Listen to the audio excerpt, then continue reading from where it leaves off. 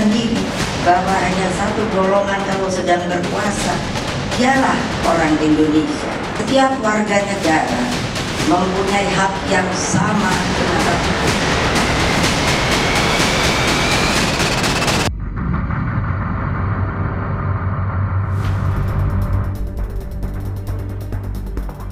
Presiden kelima Republik Indonesia, Megawati Soekarnoputri menegaskan bahwa setiap orang memiliki hak yang sama di mata hukum.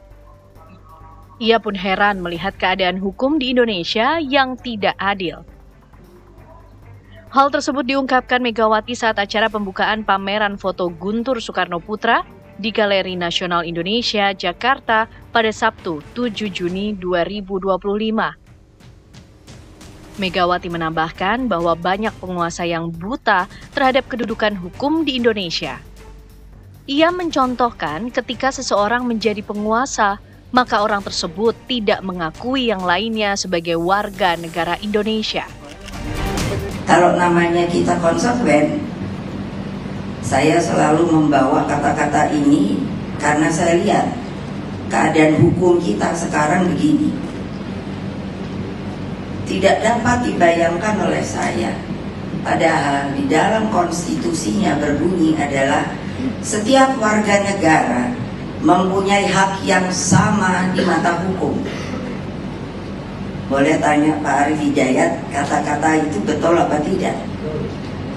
Tapi sekarang orang sepertinya membutakan diri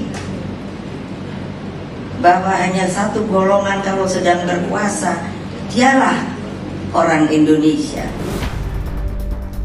Lantas, siapa pihak yang dimaksud oleh Megawati? Betulkah sikap kritis Megawati seakan memberi sinyal kuat bahwa partainya tetap berada di luar pemerintahan Prabowo, meski kendati terlihat hubungan keduanya semakin cair?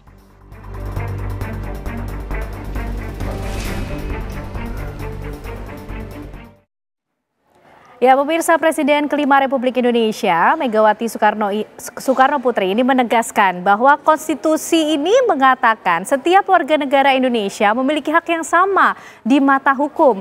Namun Megawati justru merasa prihatin dengan kondisi hukum di Indonesia. Ia juga mengatakan bahwa ada pihak-pihak yang membutakan diri. Golongan yang berkuasa, dialah yang orang Indonesia. Lantas siapa pihak-pihak yang dimaksud tersebut, pemirsa? Dan apakah ini menjadi sinyal bahwa PDIP tetap pada komitmennya ataupun juga keputusannya untuk menjadi mitra strategis di luar pemerintahan Presiden Prabowo Subianto? Malam hari ini kita akan membahasnya bersama dengan sejumlah narasumber yang sudah bergabung bersama kami di Apa Kabar Indonesia Malam. Ada Bang Ansy Lema, juru bicara dari PDIP. Selamat malam Bang Ansy Lema, apa kabar? Sehat? Luar biasa. Luar biasa. Terima kasih sudah hadir di Apa Kabar Indonesia Malam. Dan juga bergabung bersama kita dari Partai Gerindra ada Bang Hendar Marantoko. Selamat malam Bang Hendar.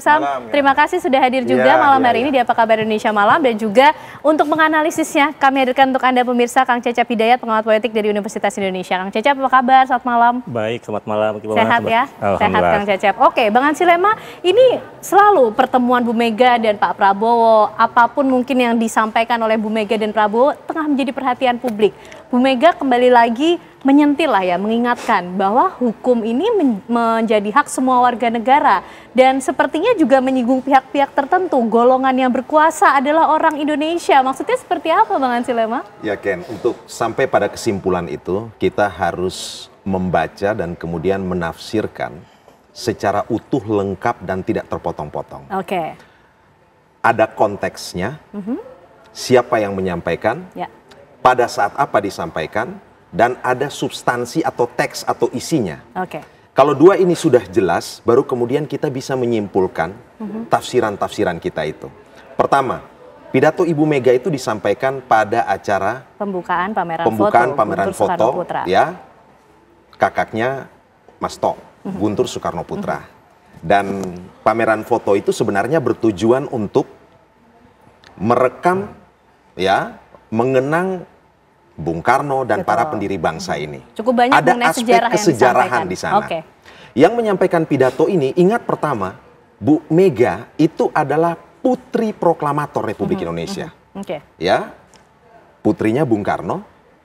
Beliau juga adalah Presiden kelima Republik Indonesia. Ketua umum partai politik terbesar di Republik ini. ya, dan Ketua Dewan Pengarah BPIP. Kalau kita baca, kita mendengar secara keseluruhan transkrip pidato yang disampaikan Ibu Mega, yang Ibu Mega sampaikan itu adalah ada 3 hal.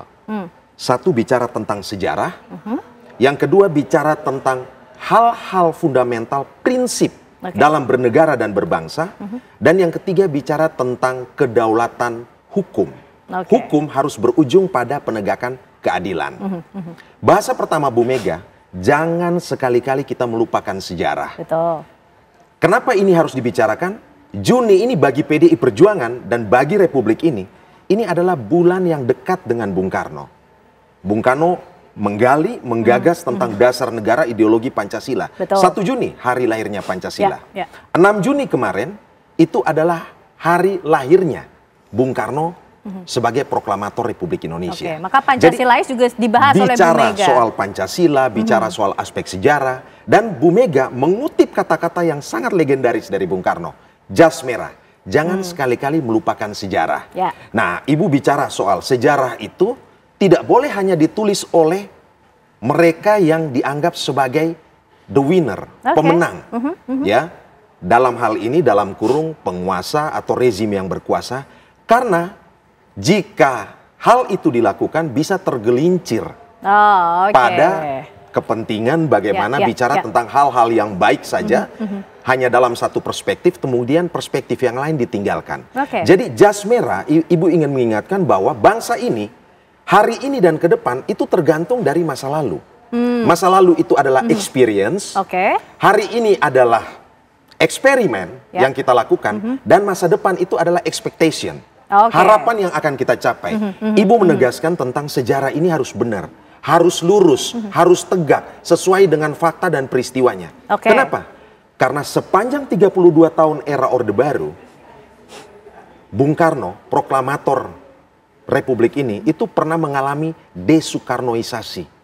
Lewat TAP MPRS nomor 33 tahun 1967. Yang syukur beberapa saat yang lalu itu sudah dicabut. Dan pencabutan itu memulihkan nama baik Bung Karno, memulihkan kehormatan beliau, karena sepanjang era Orde Baru, sejarah besar, pemikiran-pemikiran besar Bung Karno itu kerap kali dipinggirkan, bahkan dilupakan. Selain substansi sejarah, adakah juga kemudian substansinya mengenai kritik terhadap penguasa sekarang, ataupun juga reminder sifatnya pengingat atau mungkin saran yang coba disampaikan oleh Bu Mega dalam pidatonya, Bang Ansi Lema? Ibu Mega menegaskan sejarah itu jangan dipelintir-pelintir, jangan ditulis dalam satu perspektif saja, apalagi dipolitisasi untuk kepentingan penguasa. Kalau sejarah saja bisa pelintir-pelintir, bukan tidak mungkin hukum juga bisa mengalami hal seperti itu. Contoh, yang tadi saya katakan, TAP MPRS. Sejarah, dipelintir kemudian menjadi TAP MPRS. TAP MPRS itu adalah produk hukum. Poin Ibu Mega adalah yang tadi dikatakan, seluruh warga negara itu di mata hukum itu sama. Setara dan sederajat. Equality before the law. Nah, itu yang memang harus dijaga, begitu. Jadi apa yang Ibu bicara sebenarnya adalah hal-hal yang prinsip, elementer, fundamental, mendasar, normatif saja, tetapi punya nilai filosofis untuk kepentingan bangsa ini ke depan. Oke, Bang Ansi Lema, kita tangkap poinnya. Nah, tapi kalau bicara soal golongan yang berkuasa, nampaknya Gerindra nih yang dimaksud. Bang Hendarsa melihatnya maknanya apa yang disampaikan oleh Bu Mega? Kalau melihat konteksnya, substansinya, begitu? Ya, ada beberapa hal yang kita catat dan kita lihat, bahwa yang pertama, kalau kita dibilang berkuasa, secara de facto baru 6 bulan atau 7 bulan berkuasa. Sebagai kita anggaplah rezim pemerintahan Pak Prabowo ini memerintah selama 6-7 bulan, apa sih yang bisa dilakukan, ya kan, untuk merubah hukum atau menggunakan instrumen-instrumen hukum untuk hal-hal kepentingan politik pragmatis. Itu tentunya sangat tidak make sense dengan apa yang Ibu katakan tadi. Tentunya ini belajar dari pengalaman-pengalaman sebelumnya.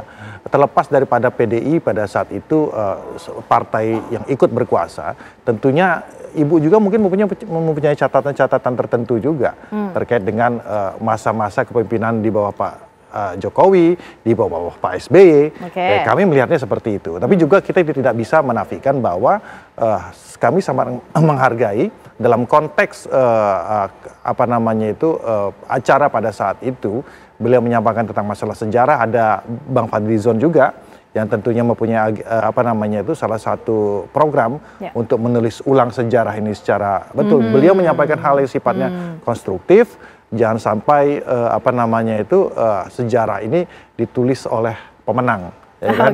Nah itu, hal-hal seperti itu kan menjadi idiom-idiom yang berlaku umum, ya kan? Dan oleh karena itu kita sangat menghargai bahwa disinilah bentuk check and balance-nya, bahwa masukan-masukan itu bukan hanya asal beda, bahwa harus sifatnya konstruktif dan memberikan nilai yang bisa mengupgrade dan membangun suatu gagasan daripada pemerintahan. Bang Hendarsam, tapi Bu Mega ini juga secara lugas ini menyampaikan kondisi hukum di Indonesia katanya lagi begini, kayaknya tidak baik-baik saja. Bu Mega ada keresahan sepertinya dan kritik yang ingin disampaikan bahwa penguasa bisa saja kemudian sewenang-wenang terhadap hukum begitu. Saya praktisi hukum, saya lawyer. Kalau kita bilang keadaan hukum kita baik-baik saja, tidak baik-baik saja bukan hanya zaman ini, ya kan? Dari zaman-zaman sebelumnya. Ini yang ingin kita perbaiki ke depannya. Bagaimana kita saat ini sedang merancang dan KUHP sudah kita selesaikan. Kemudian KUHP hukum acara kita selesaikan. Jadi kemudian bagaimana aparat penegak hukum itu bisa bekerja dengan baik dan sesuai rule-nya, ya kan? Bagaimana Pak Prabowo ingin supaya permasalahan pokok yang paling mendasar daripada masalah penegakan hukum ini bisa selesai secara fundamental. Fundamental itu apa? Salah satu contoh, ya, keresahan saya sebagai seorang praktisi hukum, bagaimana godaan APH, aparat penegak hukum itu begitu besar di luar, sedangkan dia mendapatkan pendapatnya begitu kecil. Ya, kemudian ini kan seolah-olah dinafikan gitu loh. Ya kan, seolah selama ini kita biarkan saja, kita selalu bersandar kepada hal yang sifatnya idealis tapi tidak realistis. Nah, ini yang ingin secara fundamental ingin dirubah Pak Prabowo. Maka dalam pidato dan kampanye beliau menyampaikan satu, beliau sangat realistis dan taktis bahwa apabila ingin negara ini baik, ya kan, oleh karena itu cukupkan dulu pendapatan dari para penegak hukum ini. Tapi ini harus disertai dengan punishment yang sangat-sangat berat. Ya kan? Ini penting sekali. Ya, itu berulang sekali. Jadi jangan mau fasilitas dan ininya saja, tapi punishment-nya harus lebih berat. Makanya kan saya dengan teman-teman di penggiat anti korupsi juga selalu bilang yang paling berat itu, ya kan, sebenarnya untuk bukan hanya masalah, kalau kita bicara konteksnya koruptor Mama gitu ya. Bukan hanya koruptornya saja yang berat, yang jauh lebih berat itu apabila APH-nya melakukan tindak pidana korupsi. Itu harus 2 kali 3 kali lebih lipat. Tapi untuk saat ini nggak bisa kita lakukan itu karena kita harus realistis juga. Mereka melakukan itu karena mereka terjebak ke dalam suatu ekosistem yang memang selama berpuluh-puluh tahun ini terjadi. Jadi ini kita akan reformasi, bukan reformasi, revolusi ya, revolusi di bidang masalah penegakan hukum ini, sehingga oleh karena itu ke depan benar-benar bagaimana kita melihat KPK yang dulu dengan kejaksaan gitu, kejaksaan selalu mengeluh bagaimana kami bisa memberantas korupsi, orang kita bensinnya cuma segini, ya kan? Dan KPK itu seperti itu. Kang Cecep, ini kalau kondisi hukumnya tuh tidak baik-baik saja, tidak hanya di masa Presiden Prabowo kok. Mungkin di pemimpin-pemimpin sebelumnya, mungkin kondisi hukum di Indonesia juga tidak baik-baik saja sebetulnya. Tapi apa yang disampaikan Bu Mega kemudian dalam pidatonya ini, sifatnya sebagai pengingat atau kritik kepada penguasa saat ini, Kang Cecep? Oke, jadi dari pidato Bu Mega terakhir ya, di acaranya Pak To atau Mas To itu sebenarnya ada beberapa poin yang sebenarnya seruan, himbauan, juga pengingat sebenarnya. Kenapa? Pertama gini, kita lihat ya, kita dapat melihatnya dari perspektif itu adalah beliau menyatakan tentang supremasi hukum. Hukum di atas segalanya. Tapi kemudian juga hal ini mesti ditindaklanjuti dengan apa? Dengan equal kesetaraan di mata hukum. Nah, idealnya memang semua orang setara dalam hukum. Tapi juga Bu Mega melihat realistisnya, ternyata tidak semua orang itu bisa menikmati hukum yang sama. Jadi di sini sebenarnya Bu Mega melakukan kritik ya, atau mengingatkan masyarakat. Itu yang pertama. Kemudian yang kedua adalah yang kita sebut sebagai fenomena elite capture sebenarnya. Tadi sampaikan APH, ada persoalan di APH. Mungkin Bang Hendarsan bicara masalah ekosistemnya ya, masalah struktur remunerasi misalnya. Tapi saya melihatnya dari konteks yang lain. Ada misalnya ketika pihak-pihak yang berkuasa atau yang pernah berkuasa itu masih atau kita sebut sebagai oligarki itu menggunakan APH untuk kepentingannya. Jadi ada intervensi dari penguasa atau yang pernah berkuasa secara politik kepada misalnya hukum, sehingga kemudian hukum diintervensi oleh politik. Itu yang kedua. Yang ketiga, dia bicara mengenai political accountability ya, masalah masyarakat sebenarnya sama. Jadi kalaupun ada persoalan, masyarakat harus melawan dong.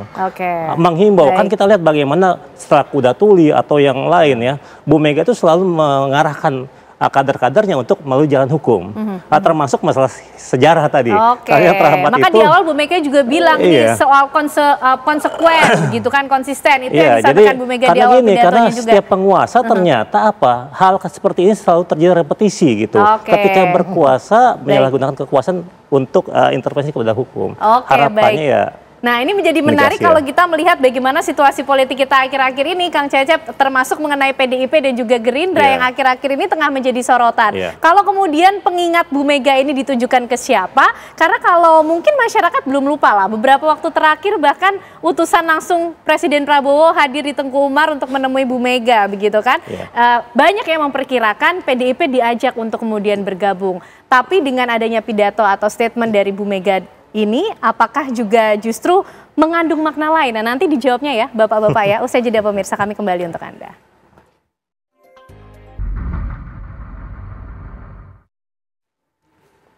Ya, kembali pemirsa, kita akan membahas pidato yang disampaikan oleh Presiden kelima Republik Indonesia, Megawati Soekarno Putri, dalam pembukaan pameran foto Guntur Soekarno Putra. Nah, Bang Silema, kembali lagi nih, kita masih penasaran karena ini kemudian Bu Mega, yang disampaikan Bu Mega yang menjadi, kita ingin tahu pesan pentingnya begitu. Spiritnya apa sih sebetulnya yang ingin disampaikan Bu Mega? Apalagi nih Bang, mau tidak mau kita harus mengkaitkan dengan pertemuan Bu Mega dan Pak Prabowo yang notabene sekarang kan menjadi penguasa ya di negeri ini. Sepertinya sudah begitu dekat kok. Dan sepertinya hubungannya juga banyak pihak yang mengatakan baik-baik saja. Bahkan terakhir Sufmi Dasko diutus langsung oleh Pak Presiden Prabowo untuk bertemu dengan Bu Mega di Tengku Umar. Nampaknya ada pembicaraan yang cukup hangat di situ. Tapi apakah ini bentuk jawaban Bu Mega? Yang waktu itu kita juga penasaran, katanya membawa pesan, pulangnya bawa jawaban gitu kan Bang Ansilema. Kalau ditanya soal posisi politik PDI Perjuangan, apakah bergabung dengan pemerintah hari ini ataupun berada di luar pemerintahan, sampai detik ini posisi PDI Perjuangan masih di luar pemerintahan. Memainkan peran sebagai mitra kritis. Mitra strategis di luar pemerintahan. Dan penentuan posisi politik PDI Perjuangan itu baru akan dibahas dan diputuskan dalam kongres yang akan datang. Tentu kongres ini tidak akan lama lagi. Dan itu merupakan hak prerogatif dari Ketua Umum PDI Perjuangan Ibu Megawati Soekarno Putri. Tentu sampai kepada posisi politik itu, Ibu tentu akan merenung, berkontemplasi, juga mendengarkan aspirasi publik, dan juga mendengarkan suara-suara dari kader seluruh Indonesia. Itu yang pertama.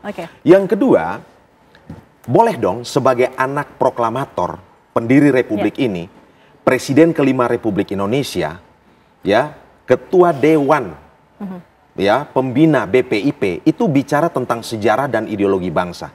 Apalagi sejarah selama 32 tahun itu langsung dialami oleh Bung Karno yang adalah orang tua kandung Bu Mega, dan juga kepada Ibu Mega, Mas Tok dan keluarga besarnya. Kita tahu bahwa sepanjang era Orde Baru, keluarga Soekarno mengalami proses desoekarnoisasi, peminggiran secara politik. Ada sejarah yang dipotong-potong, ada sejarah yang dimanipulasi, dan itu terekam benar dalam kehidupan, dalam pikiran, dalam benak keluarga Bung Karno dan para pengikutnya. Di saat yang sama, hari-hari ini pemerintah melalui Kementerian Kebudayaan dan Kementerian Sosial itu tengah menggagas untuk melakukan penulisan ulang sejarah. Dalam konteks itu, sebenarnya Ibu memberikan himbauan ataupun juga peringatan, hey, jangan lagi kita terjebak pada kesalahan yang sama. Penulisan sejarah itu harus betul-betul benar. Penulisan sejarah itu harus betul-betul transparan. Risetnya harus benar, metodologinya harus benar, dan tidak boleh ada tafsir tunggal.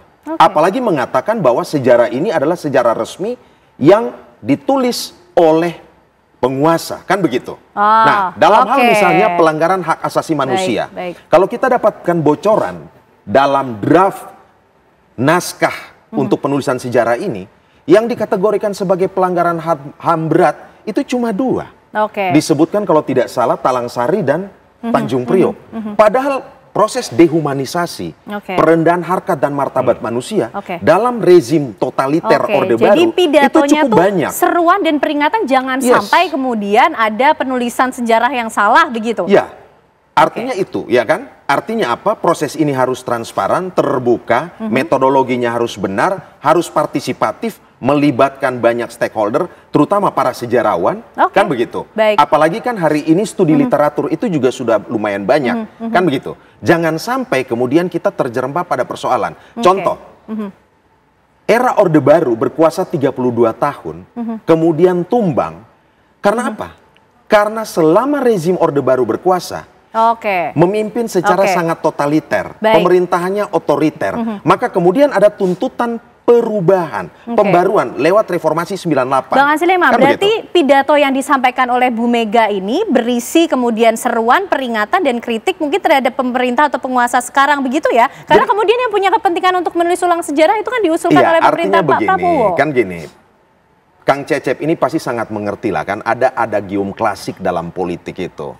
Ya, power tends to corrupt, absolute power corrupts absolutely. Ya, Lord Acton bilang seperti itu. Maka seruan Ibu Mega ini adalah bagian dari bagaimana menjalankan fungsi partai politik dalam melakukan checks and balances. Mitra kritis, mitra, berteman, berkomunikasi dengan Presiden Prabowo, dengan Bang Dasko dan lain-lain. Tetapi di luar kekuasaan, kami juga boleh memberikan kritisisme. Kritik-kritik konstruktif dengan pendasaran-pendasaran faktual, dengan analisis-analisis yang rasional, ya, terukur, valid dan akurat. Kira-kira seperti itu. Sehingga kemudian ruang publik ini juga diajak untuk berpikir. Dan ada satu hal, kalau sejarah dimanipulasi, ditulis secara salah, maka menurunkan cerita-cerita sejarah kepada generasi baru ini kemudian bisa kabur semua. Dan pemerintah punya tanggung jawab untuk menjelaskan, menerangkan persoalan sejarah ini secara benar, clear dan juga clean. Baik. Bang Hendar Sam, pemerintah punya tanggung jawab untuk bisa menerangkan sejarah ini secara clear begitu. Artinya disampaikan Bu Mega ini nampaknya memang diarahkan langsung kepada pemerintahan Presiden Prabowo, merasa atau kemudian juga ikut bertanggung jawab untuk bisa memenuhi apa yang disampaikan sebagai kritik yang membangun dari mitra strategis PDIP? Ya, tentunya itu kan merupakan kewajiban Bu Mega untuk menyampaikan hal tersebut dan merupakan kewajiban kita juga sebagai terutama Bang Fadlizon ya sebagai penggagas dan ya perumus lah nanti untuk masalah itu, bahwa ini memang harus kita letakkan secara tepat. Cuma begini. Yang ingin saya sampaikan bahwa penulisan sejarah itu tidak bisa juga kita lihat secara hitam dan putih, ya kan? Kalau kita tidak bisa move on, artinya kalau gini, kalau kita contoh, kita maunya semuanya clear semua. Oke, kita bicara tentang masalah Bung Karno. Apakah Bung Karno tidak ada pro dan kontra masalah itu, ya kan? Apa kemudian Sultan Pak Syahrir juga tidak ada pro kontra tentang masalah itu, ya kan? Tidak ada. Apakah Tan Malaka juga tidak ada pro dan kontra masalah itu? Apakah Bung Hatta juga tidak ada pro kontra masalah itu? Semua. Apakah ini ingin kita jabarkan secara lugas seperti itu menjadi suatu pembelajaran atau malah ini akan menjadi suatu pemecah belah? Itu yang ingin ini. Tapi yang ingin disampaikan, tone-nya itu harus tone yang positif. Tone yang membangun. Jadi artinya itu sering beliau sampaikan. Kenapa beliau sangat menghargai bahwa spirit beliau bahwa terlepas dari setiap pemimpin itu pasti ada kesalahan, pasti ada dosanya, ya kan? Dari Bung Karno sampai ke Pak Jokowi pasti ada, tapi dilihat yang baiknya, ya kan? Tapi tidak juga melihat bahwa ada kesalahan-kesalahan mungkin, ya kan, ada pro dan kontra, tapi ini kita akan bagus secara positif, ini menjadi pembelajaran bagaimana ke depan, mitigasi supaya ini tidak jadi terulang kembali. Nah ini yang paling penting sebenarnya, jadi spirit positif itu yang ingin kita jabarkan, bukan menggelapkan sejarah. Itu penting sekali. Ya kalau kita bicara ini contoh masalah di zaman Orde Baru, bagaimana peran seorang Tan Malaka umpama, ya kan, dihilangkan begitu saja. Ini Bapak Republik Indonesia loh, ya kan. Kalau Bung Karno kita nodebala, ya kan, udah selesai masalah itu kan, walaupun itu juga sempat dihilang. Seorang Tan Malaka pro kontranya banyak juga, tapi kita nggak bisa kesampingkan bahwa beliau adalah penggagas Republik ini, kan gitulah. Nah ini, tapi kalau kita lihat dia adalah Ketua PKI pertama yang kita kan jadi sesuatu hal yang tidak jadi kontraproduktif. Nah ini penting sebenarnya kita lihat ya, gagasan-gagasan beliau, nilai-nilai kerakyatan beliau, yang saya rasa itu nilai-nilai sosialis beliau itu nggak jauh berbeda dengan Pak Prabowo dan juga dengan PDI sebenarnya. Banyak kesamaan tentang masalah itu. Itu sebenarnya kita ingin kita tangkap. Kang Cecep, jadi lagi-lagi malam hari ini kita melihat kesamaan frekuensi yang sama sebetulnya antara Bu Mega dan juga Pak Prabowo, begitu kan, bicara mengenai sejarah Indonesia. Bu Mega juga nampaknya ingin menyampaikan kritik yang membangun sebagai bentuk evaluasi kepada pemerintah saat ini, Pak Prabowo yang masih memimpin 6-7 bulan. Tapi kemudian ini bentuk komunikasi politik Bu Mega ke Pak Prabowo, begitu, Kang Cecep. Oke, jadi gini ya, Presiden kelima Megawati Soekarno Putri dan juga Presiden ke-8 Prabowo Subianto, saya kira secara personal baik-baik saja hubungannya. Itu pertama. Kemudian yang kedua, apa yang disampaikan oleh Bu Mega dalam pidatonya di acara Pak Guntur ya, itu sebenarnya bentuk ya, bagaimana Bu Mega sebagai orang yang pernah mengalami sejarah ya, yang relatif panjang di Indonesia. Kemudian ada keinginan misalnya pemerintah melalui Kementerian Kebudayaan ingin menulis ulang sejarah, ini kan berusaha mengingatkan agar apa? Kalaupun ingin menulis sejarah itu tetap tetap pada relnya gitu, tetap harus ada, jangan sampai membuat polarisasi di kalangan masyarakat sebenarnya. Jangan mau keributan gitu. Jadi dan ini sah-sah saja dalam demokrasi, justru saya kira perlu ada orang seperti Bu Mega tetap berada di luar pemerintahan, tetap mengawasi jalannya kekuasaan. Karena bisa dibayangkan kalau Bu Mega berada dalam kekuasaan, siapa yang mengontrol kekuasaan? Gitu. Meskipun ya Presiden Prabowo sendiri dapat dukungan di parlemennya itu udah mayoritas besar, tapi tetap perlu ada pihak yang mengawasi. Jadi cukup menarik ketika melihat kondisi politik kita saat ini ya, Kang Cecep, apalagi sikap dari PDIP yang sampai saat ini masih tegas ya, Bung Ansi Lema ya, di luar pemerintahan menjadi mitra strategis, tapi kemudian juga rasanya seperti berada di dalam pemerintahan karena ikut membangun Indonesia, begitukah? Tapi dijawabnya nanti ya Bapak-Bapak ya. Sesaat lagi kami kembali untuk Anda. Hukum alat penguasa, kira-kira Ibu Mega kemudian mengalamatkan ataupun mengirimkan kritikan atau peringatan ini kepada siapa? Bang Ansi Lema, sepertinya hukum kemudian yang dipilih oleh Bu Mega untuk melakukan suatu pendekatan, menyampaikan kritik ataupun evaluasi kepada penguasa saat ini. Itukah kemudian yang menjadi keprihatinan Bu Mega dan mungkin akan mempengaruhi kontemplasi yang akan dilakukan oleh Bu Mega juga menuju Kongres PDI nanti, menentukan sikap dan bagaimana juga arus bawah PDI ini, Bang. Kira-kira juga memberikan masukan kepada Bu Mega seperti apa? Karena kan pasti juga menjadi pertimbangan. Ya, kalau kita lihat kan relasi atau hubungan antara Bu Mega dan Presiden Prabowo ini kan sejarahnya panjang dan baik saja. Tetapi bukan berarti hubungan personal itu baik, kemudian Ibu Mega dan PDI Perjuangan tidak boleh memberikan kritik-kritik konstruktif. Dan terutama terkait dengan hukum, ini perlu catatan lebih. Ibu Mega adalah the brave lady, ya, seorang perempuan pemberani yang berani pasang badan untuk menjaga konstitusi. Republik ini tidak bisa membayangkan kalau Ibu Mega tidak kekeh, tidak kokoh, tidak teguh menjaga konstitusi ini, mungkin hari ini sudah terjadi 3 periode. Dan presidennya bukan Presiden Prabowo Subianto.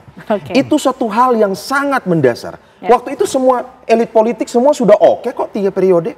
Tetapi Ibu Mega itu pasang badan memilih untuk konsisten dan berkomitmen penuh untuk menjaga konstitusi. Stop, tidak boleh 3 periode. Padahal kalau Ibu Mega ikut itu, PDI diuntungkan. jelas PDI diuntungkan. Tetapi ada hal-hal menyangkut fondasi bernegara, berbangsa, itu yang harus tetap dijaga. Yang kedua, tentu Ibu melihat dalam kasus misalnya yang menimpa Sekjen PDI Perjuangan Pak Hasto Kristianto misalnya. Itu kan proses hukumnya sebelumnya sudah inkrah. Kalau inkrah kan berarti sudah final. Dibuka kembali, ya, daur ulang. Dan tidak ada novum, tidak ada bukti-bukti baru. Saksi fakta pun yang dihasilkan tidak memberikan hal-hal apa. Maka kemudian Ibu memberi pesan, jangan sampai proses hukum ini itu dipolitisasi, dimanipulasi untuk kepentingan 1-2 orang, memanfaatkan tadi APH atau aparat penegak hukum untuk kemudian melakukan kriminalisasi terhadap pihak-pihak yang lain. Jadi apa yang Ibu sampaikan itu masih dalam koridor penguatan demokratisasi, penegakan hukum dan keadilan, dan upaya untuk menjaga penghormatan terhadap hak asasi manusia. Ingat, Ibu Mega ini pada masa dia memimpin Indonesia, dibentuk yang namanya KPK, dibentuk yang namanya Mahkamah Konstitusi. Pertama kali Pilpres diselenggarakan secara langsung, Ibu Mega itu dalam posisi sebagai presiden definitif. Beliau tidak menggunakan kekuasaannya untuk cawe-cawe, untuk memenangkan dalam proses perhitungan suara. Dan pada masa Ibu Mega pun, kemudian demi supremasi sipil, itu ABRI, yang tadi TNI dan Polri itu satu, itu kemudian dipisahkan. Menjadi TNI 3 matra dan kemudian Polri. Ini bagian dari bagaimana meningkatkan supremasi sipil. Jadi Ibu Mega itu tidak hanya bicara, tetapi merupakan sesosok teladan yang hidup. Yang sebenarnya hari ini masih ada memberi pesan kepada kita, hati-hati menulis sejarah. Dan kalau sejarah itu sudah bisa dipotong-potong, dipelintir-pelintir, bukan tidak mungkin hukum yang berada di bawah, apalagi di atas hukum ini paling tinggi kan adalah konstitusi.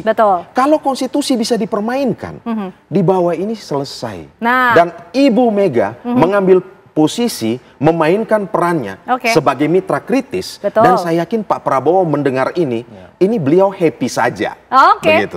Mitra kritis dan Bu Mega nampaknya happy saja. Inikah juga kemudian yang sudah ramai di arus bawah PDIP, mitra kritis sajalah, mitra strategi sajalah bagi pemerintah sehingga bisa terus menyampaikan kritik dan evaluasi yang membangun. Ya, tentu saya udah bilang tadi, keputusan finalnya itu baru pada Kongres. Tentu saya tidak mungkin mendahului. Tetapi kalau melihat hari ini seluruh partai sudah ada di barisan kekuasaan, kabinet, demi keseimbangan demokrasi, memainkan peran check and balances, tentu mungkin PDI Perjuangan juga perlu memikirkan secara serius untuk tetap berada di luar kekuasaan. Kenapa? Karena masyarakat sipil ini juga membutuhkan artikulator, agregator. Dalam hal ini partai politik untuk bisa menyampaikan aspirasi-aspirasi yang mungkin tidak terwakili dari partai-partai politik yang sudah bergabung dalam pemerintahan ini. Dan bagi kami, berada di dalam ataupun di luar, sama terhormat dan sama mulianya. Itu suara dari PDIP, berada di dalam atau di luar sama terhormatnya kok Bang Indarsam. Sekarang tinggal penguasanya nyaman yang mana? Nyaman kalau PDIP berada di luar atau berada di dalam sehingga bisa menyampaikan kritik secara lebih langsung lagi? Ya sebenarnya kedua-dua hal tersebut tuh sebenarnya kita nyaman-nyaman saja, tentu nyaman-nyaman. Jadi menurut saya ya, dengan kita balik lagi ke konstitusi kita dengan sistem presidensial seperti ini kan tidak, oposisi itu memang tidak ada kan gitu.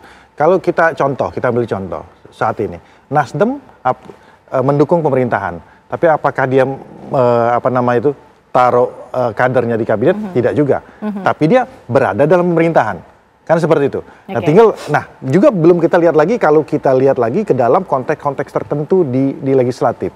Bagaimana dialektika, diskursus yang terjadi di sana kan sangat tajam juga gitu loh ya kan.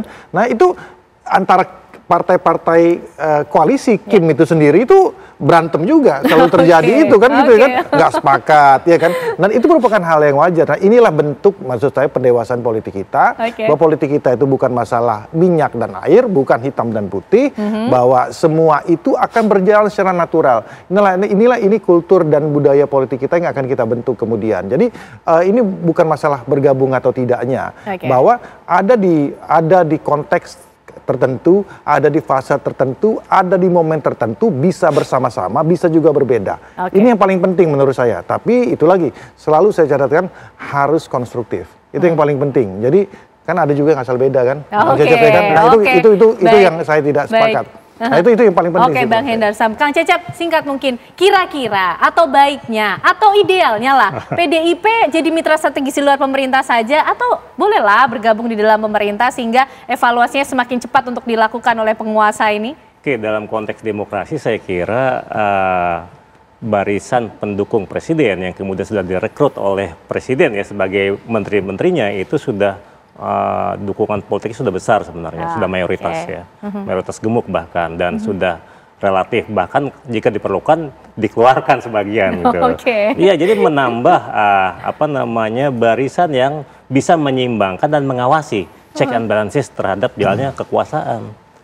Dan kalau merujuk konstelasi selama ini saya kira posisi Ibu Mega sebaiknya memang berada di luar kekuasaan.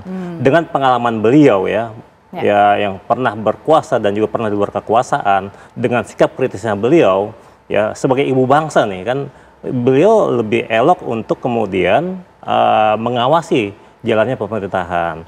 Dan ingat, ini hanya dalam demokrasi ini kan salah satu cirinya adalah pergantian pemain. Di konstitusi 5 tahun sekali. 5 tahun itu waktu yang sedikit dan itu adalah menjadi modal tabungan politik buat PDI Perjuangan sebenarnya.